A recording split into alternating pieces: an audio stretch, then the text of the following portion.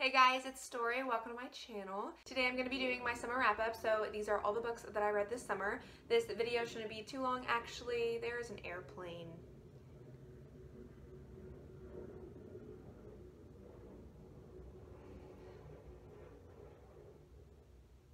You done? I actually only have like 6 books to talk about today. Because here's the thing. The first book I'm going to talk about real quick, I actually accidentally put it in my spring wrap-up whenever I technically read it in the summer, and I've mentioned this before on my channel, so I'll talk about it in a minute. But after I read that book, I was in a little bit of a reading slump. I usually don't like to say the phrase reading slump because the last time I was in an actual reading slump, it lasted 4 years, like literally 4 years. And that was after I read the Twilight Saga when I was 13. I don't like using the word reading slump because when I think of like not reading a book for a few weeks, that's not a reading slump to me because I was in like an actual reading slump of not reading for years. And then Booktubeathon started, and I actually, after Booktubeathon ended, I was again in a slump. I'm still going to participate in Booktubeathon next year, but it just kind of put me in a slump for some reason. So I did not get to read as much as I wanted to this summer, but with that being said, I have already read 5 books this fall, which is really weird because I'm going over 6 books for the summer and I've already read 5 books this week. So as you can tell, my reading habits are all over the place. So yeah, enough rambling. Let's go over the stats real quick for my ratings. So this summer I read 3 5-stars, 2 4-stars, and 1 3.5 star. I'm actually going to count it as a 4-star though because I originally gave this book 4 stars and just recently changed the rating to 3.5.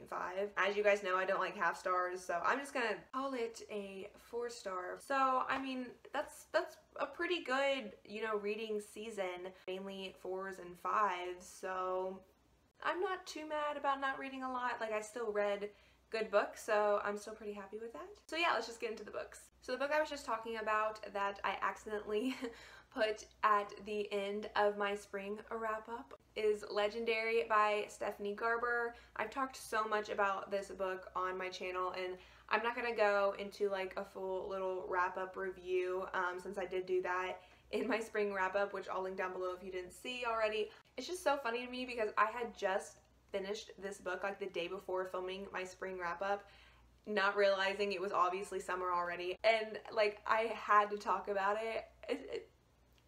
It just kills me that I did that because that shows how much I really enjoyed this book. I gave this book 5 out of 5 stars. I love this series so much. I can't wait for the 3rd book. This book is better than Caraval, the first book, which is crazy because I did not think that was gonna happen. I kind of thought she couldn't top it, but man, does she like delve deeper into the whole like Caraval world. If you want to know more about it, how I felt like with a more detailed review, again, that spring wrap-up is going to be linked down below if you want to see it. But yeah, I recommend this series to anybody and everybody. I absolutely love it. It's just like super magical and whimsical and unpredictable and just fun, just like straight up fun. If you want to read just to like literally have fun, you need to pick up this series. The next book I read was Light is the New Black by Rebecca Campbell. This is a sort of spiritual, like self-help or self-motivational book. I don't really know exactly like what the genre is of this book, but it's just a book where you can kind of like get in tune with yourself. And when I say spiritually, I don't mean religiously, I just mean like just kind of reflect on yourself. And I don't know, it's just like a super inspiring and motivational book, but it's not just a self-help book. It's to kind of make you realize your place in this world and in this universe, and it's just really good. I recommend it. It might not be your cup of tea if you're not a very spiritual person. And again, if you don't know what I mean by spiritual, then maybe you should just pick up this book to kind of understand and get to know what I mean by that. But I gave this book 5 out of 5 stars. I actually listened to this on audiobook instead of reading it physically, and I've come to find out that I actually don't like audiobooks. The only type of audiobooks I like are these types of books. A nonfiction book, if it's like a typical like fictional book like Legendary, I can't listen to audiobooks. I don't enjoy them, and I'm not gonna like push myself to listen to them just for the sake of doing it, like for YouTube or for reviews in general or whatever. But with that being said, like I don't really like audiobooks, and I absolutely loved this. I love that Rebecca Campbell narrates her own book. I think her voice is so soothing. She's Australian, and I love Australian accents, so I really liked that. But I listened to this like before work, while getting ready, and it seriously would make my day so much better. It would bring positivity to my day if I was having a bad day. I loved this book. I'm definitely rereading it in the future. I want to get the physical copy and reread it to see if I still get those like same feelings. But I want to read more books like this. I have a couple on my TBR that I know of that are of the same realm, but if you guys have ever read or listened to books like this, please give me some recommendations so I can listen to more of them. Like I said, I have a couple I know of, but not like a whole lot. It will change your perspective on some things, or at least if it doesn't do that, it will change like your perspective of like your day, which is why I really enjoyed listening to it like as I was getting my day started. The next book I read was Turtles All the Way Down by John Green. I gave this book 4 out of 5 stars. I really loved this book. This was my first time reading John Green. The way this book had been pitched to me on YouTube was that the plot is about a girl named Asa who goes looking for this missing billionaire in order to win the reward with her best friend. And that's really all I heard about the plot, but a lot of people say that it's not really about that. It's more about anxiety and OCD representation, which I definitely agree with. The plot is not really anything in this book. That's actually why it is missing a star for me, because the plot just wasn't strong enough for me to really like not want to put it down. But the anxiety representation is amazing. I have anxiety myself, and I have been wanting to read books that have, you know, anxiety rep in them for the longest time. Turtles All the Way Down does have some really good representation. There were some thoughts that Asa had in here that I just like, I've had the exact same thoughts, and to like read the words in front of me that came from another person is just like, I'm literally about to cry. No, not today. It's just like the weirdest but like most wonderful thing ever, and I'm so excited to pick up more books that have anxiety rep. I'm excited to pick up more John Green books too, especially his more popular ones. I love the like philosophical element of John Green books. John Green is a very polarizing author. People either are obsessed with all his books or they hate all his books, it seems like. John Green is actually from my hometown area. I'm from Indiana.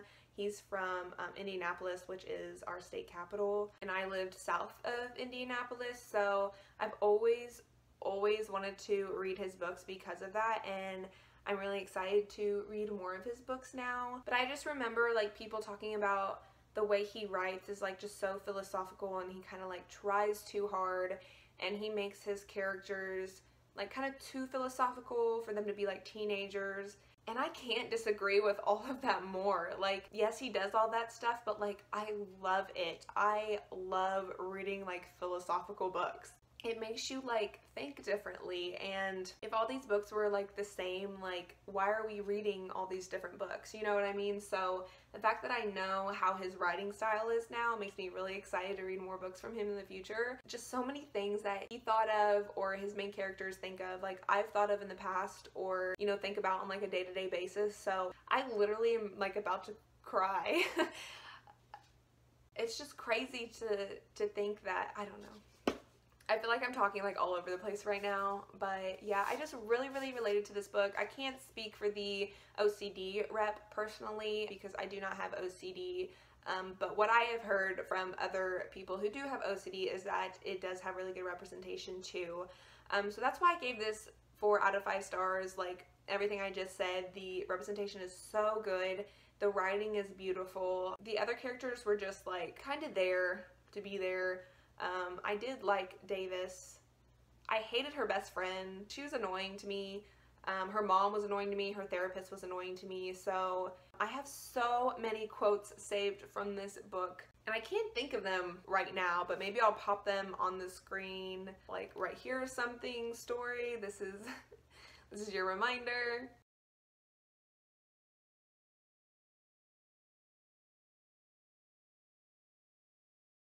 But yeah, I feel like I need to move on. I've been talking about this for a little bit too long. If you're looking for that representation, you just have to read it. If you're looking to read a book that's like character or plot driven, like you should have picked up this book.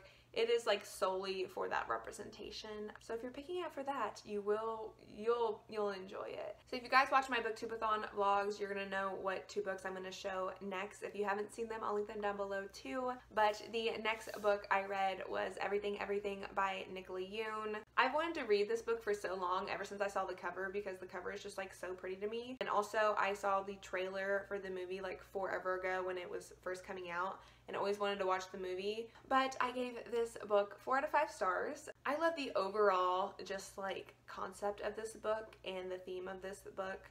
And I don't really want to say because it is kind of spoilery. It's not until like maybe 2/3 of the way through you kind of realize what the point of this book is. So yeah, I'm not going to mention it, but if you have read this book, then you know what I mean. I really, really liked everything about it. Everything about it. I love the format of this book. There's like tons of just like charts and drawings and stuff like that. I gotta say I did kind of guess the plot twist, but like didn't at the same time. There were still like little details I hadn't guessed, but I did kind of guess the plot twist. But it still was a super enjoyable read for me. I read this pretty quickly, and it was just like quick, fun, cute, with like a good overall theme. I did really enjoy it. The next book I read for the booktubeathon was Midnight at the Electric by Jodi Lynn Anderson. So this book is very like unique and special because we follow 3 different characters that are in 3 different time periods, and I have never read a book like that before. So we follow someone in kind of like the future. It's like in the 2020s or 2030 or something like that. Her name is Audrey, and she is about to go to Mars. She was one of the people selected to live on Mars, and she doesn't have any family that she knows of except for one cousin who lives in like Kansas or something like that. And at the start of the book, she's on her way to go meet her, and she lives with her for a little bit, and she ends up finding these notes from family members or friends of family members. She doesn't really know, but it's like from way in the past. Like I think one's in like the 1800 or something. Nope, never mind. From 1934 and 1919 are the other 2 we follow. It's about kind of like uncovering the lives of her past family members and what kind of happened and the mystery within that. There's also like an electricity theme in this book. The only thing I was disappointed in this book is that I picked it up because I thought it was going to be about a circus, when in reality the circus didn't play a big part in this book at all. Maybe like 5% of this book was about the circus, but I still did really enjoy it. I loved the like historical aspect to it, so I guess this is kind of like a historical fiction. I'm not even sure. I don't read historical fiction, so I have no idea. And yeah, I did really enjoy it. It was kind of a roller coaster because, did I even say what I rated this book? I gave this 4 out of 5 stars originally. This is the book I actually brought down to a 3.5 star. The reason for that is just because like 4 stars are pretty high in my book. Like there's something I really did enjoy, it just wasn't perfect. Like this wasn't as good as Everything Everything. This wasn't as good as Turtles All the Way Down. And when I just kept thinking about that, I was like, does it really deserve 4 stars? It's better than a 3 star, so I'm just settling at like 3.5 stars. Even though I hate half stars, it just, that's where it needs to be, okay? But like I was saying, it was kind of a roller coaster reading this book because it would be like super interesting reading Audrey's part, and then I get kind of bored, then get interesting again, bored, interesting type of thing. So maybe that's why it's like such an average rating for me, but I still really did like it. I am glad I read it because it's just so different from things I normally read. So I think I still would recommend it, especially if you were wanting a like quick book to read. So we're ending on a good note. The last book I have to talk about is The 7 Husbands of Evelyn, Hugo by Taylor Jenkins Reid. I'm sure you guys have seen this book everywhere on BookTube, but I am actually going to pitch this book a little bit differently than what you guys probably have seen. This is a coming to fame story, but it also has a lot of emphasis on love. Obviously, it's called The 7 Husbands of Evelyn Hugo. So we're following this old-time big movie star, and she's pretty much like the most famous actress in the world. And when you think of who the most famous actress is in real time, like who do you think of? Because me personally, I think of Marilyn Monroe. And then I realized the name, Marilyn, Evelyn, Monroe, Hugo. This is kind of a play on Marilyn Monroe, but like not really? It's almost like Taylor Jenkins Reid was super inspired by Marilyn Monroe and decided to create like a fictional version of her and, you know, twist around her character a little bit and change her story. I don't know if that's the true, you know, thing. That's what I got from this, and once I kind of figured it out, I was like, I really like this, because like most people, I've always been fascinated with Marilyn Monroe, so to imagine this is like Marilyn Monroe and all this happening is just like really weird. So if you have read this book and you didn't realize, maybe you should read it again after realizing it and see like how your thoughts change and stuff, because it's just really cool.